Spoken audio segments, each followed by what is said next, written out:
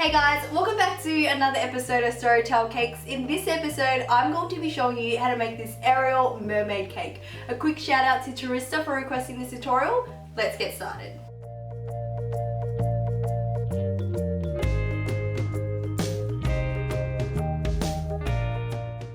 So here I have 3 6-inch cakes that measure 1.5 inches in height.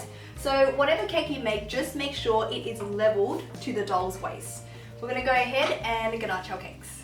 You want to start off by placing a mat onto a turntable followed by a 6-inch cake board, and then just frost away your cakes with that delicious chocolate ganache. I'll pop the full recipe in the description box below. A handy tip is to use the same size board to help cut off any excess, and then at the end just use a spatula to remove it off. Put it in the fridge to chill for about 10 minutes. Don't leave it too long because you don't want it to be too cold for the fondant. Afterwards, run it with a hot spatula or cake scraper to seal up any seams and then place it on a larger board. Now it's time to do our workout for the day. We're going to use a bit of our muscles to roll our fondant out. So I'm just going to dust the table and get started. You know, if you work out, it shouldn't be that tiring. Definitely need to hit the gyms again.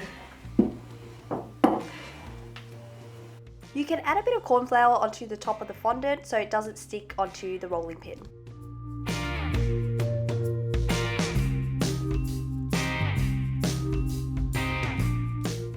The first thing you want to do is seal the edges first, because all the weight will be on the edges. And then you just want to work your way around in a circular motion to seal up the cake. Here's a really cool tip: you can pinch the fondant on the sides to help give it sharp edges. Cut out a fondant strip and use your knife to create a wavy pattern on one side and adhere onto the cake with water. The trick here is to make sure when you're applying the second wave that it covers the seams of the first wave, and then continue to do it the whole way down. You can use different shades of blue. I've done 3 for a more realistic ocean effect. You can also use your hands to flick out the waves for more rhythm. So once you finish your waves, it's time to pop our Ariel doll into the cake. I'm going to censor this part. So you kind of just, you know, push it in.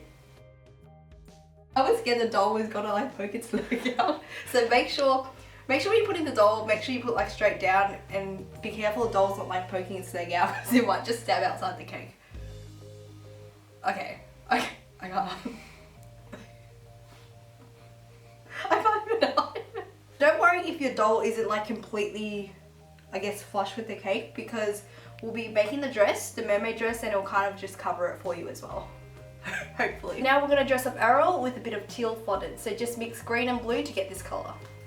Just going to roll into a cone shape. Kind of flatten out one end here so it's not too bulky for the tail. And then just cut a line in between. Nice.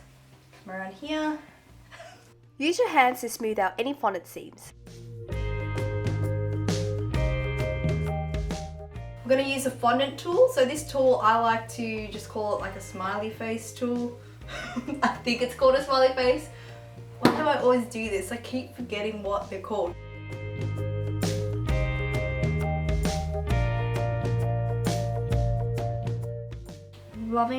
I love just adding like details. I think it really completes the cake when you add small details like this. And later I'm just going to show you how to put some shimmer on so you can like see how Ariel just comes to life. Sorry guys, just excuse me for a second.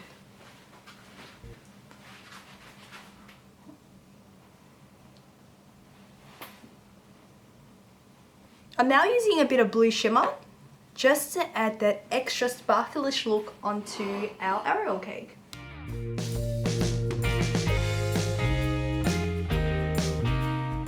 Also, you can roll out a little fondant strip if you want to add that little extra detail to the waist.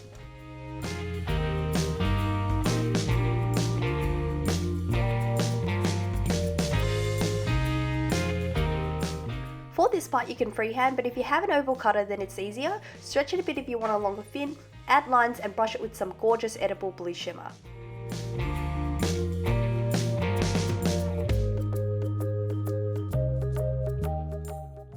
To create the bra, just roll out some purple fondant and cut out 2 teardrop shaped pieces. This is optional, you can also add some lines if you want some more detail.